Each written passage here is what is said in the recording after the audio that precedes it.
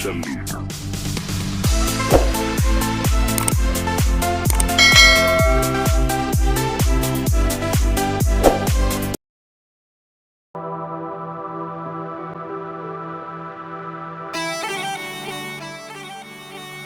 Halo sahabat semuanya, dimanapun Anda berada, semoga saja selalu mendapat kesehatan. Sebelum lanjut ke topik pembahasan, mohon tekan tombol merah yang bertuliskan subscribe. Dengan itu Anda semua telah berhasil mengurangi satu angka pengangguran di negara kita. Lanjut ke topik pembahasan. Mengukur keteguhan nasionalisme Papua. Papua merupakan daerah yang kaya akan budaya dan sumber daya alam, yang dimana sumber daya alamnya menjadi yang terbesar di dunia dalam hal dunia pertambangan. Namun dalam hal ini sangat aneh tidak bisa membuat Papua menjadi daerah yang makmur, sehingga sebagian kecil kelompok masyarakatnya melakukan protes terhadap pemerintahan yang mengharap kemerdekaan untuk Papua. Tentu saja protes ini ditolak oleh pemerintahan, sebab persatuan dan kesatuan sudah menjadi salah satu dasar pembentukan negara kita, yaitu Republik Indonesia. Maka terjadilah pemberontakan bersenjata, dan pemberontakan secara diplomasi melahirkan banyak tokoh, dan diantara tokoh yang sering disorot oleh media, yaitu Beni Wenda dan Egyanus Kagoya. Namun melihat dari judul pembahasan kita pada episode kali ini, Emin merasa perlu untuk menguraikan pengertian dari nasionalisme menurut para ahli. Menurut Ernest Renan, nasionalisme adalah suatu keinginan besar untuk mewujudkan persatuan dalam bernegara. Dengan adanya persatuan ini, maka kondisi negara akan jadi kuat dan tidak mudah digoncang oleh masalah, baik dari dalam maupun dari luar.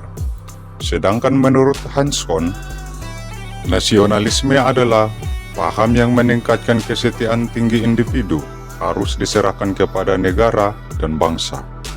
Kesetiaan berbangsa dan bernegara perlu ditanamkan kepada seluruh lapisan masyarakat agar terciptanya suatu tatanan bangsa dan negara yang kokoh.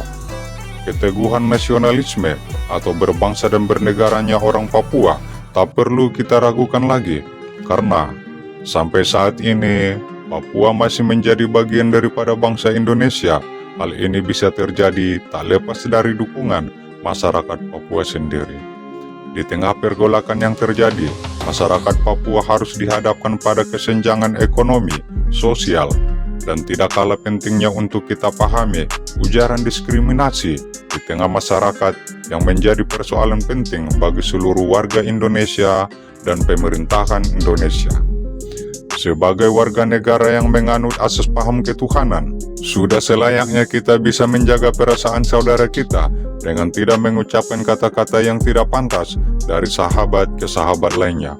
Untuk mengetahui subkultur budaya Papua, mereka mempunyai sifat yang ramah, terbuka untuk semua golongan, mudah menyesuaikan diri, mempunyai budi luhur yang tinggi.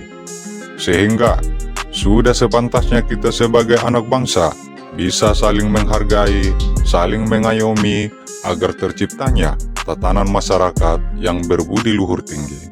Sudah seharusnya, sebagai saudara sebangsa dan setanah air, kita harus saling menghargai, saling melapangkan, dan saling mendukung.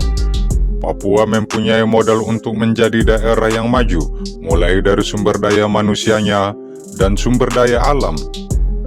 Hal ini bisa kita lihat dari daerah tersebut banyak menghasilkan tokoh daerah maupun tokoh nasional seperti Frans Keisepo, Eliezer Janbonai, Freddy Numberi, Ishak Himdon. Dan masih banyak lagi tokoh yang tidak bisa Edmund sebutkan satu persatu, dan begitu juga potensi sumber daya alamnya yang begitu melimpah ruah, mulai dari fauna seperti Chandrawasih, Kasuari, Walet, Nuri, dan Kanguru. Dan begitu juga dengan floranya yang tidak kalah menarik seperti Buah Merah, Matoa, dan Waromo. Dan masih banyak lagi yang tidak bisa disebutkan oleh Edmund satu persatu. Belum lagi dari segi pertambangan, mulai dari emas, batu bara, besi, batu kapur, pasir kualin, minyak bumi, dan gas alam. Maka tak berlebihan. Edmin menyebutkan, Papua adalah mutiara hitam yang jatuh dari langit. Namun semua kekayaan yang terkandung di dalam tanah Papua, apabila tidak dikelola dengan bijaksana, baik ia berupa oknum nakalnya, disitulah awal mula ketimpangan sosial, ekonomi, pendidikan dimulai. Oleh karena itu, pengelolaan sumber daya alam dan potensi sumber daya manusia adalah kunci kemakmuran bagi Papua dan seluruh daerah yang ada di Nusantara atau Indonesia kita tercinta ini. Maka, pembebasan daerah bagi daerah tertinggal di Indonesia bukanlah solusi agar daerah tersebut makin maju.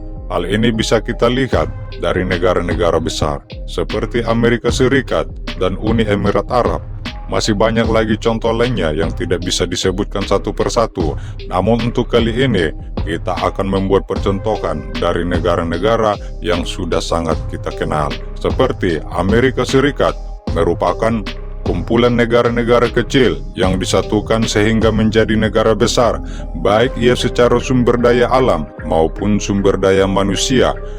Begitu juga dengan negara Uni Emirat Arab menjadi negara makmur, karena mereka berhasil mengelola sumber daya alam dan potensi sumber daya manusia dengan bijaksana dan pengelolaan yang bersih dari korupsi.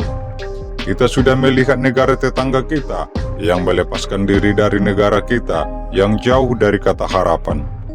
Semula tujuan utama adalah ingin mewujudkan kesejahteraan bagi daerahnya, malah kini menjadi negara yang banyak dibebani oleh hutang dan sumber daya alamnya habis dikuras oleh negara asing. Demikian pembahasan pada episode kali ini.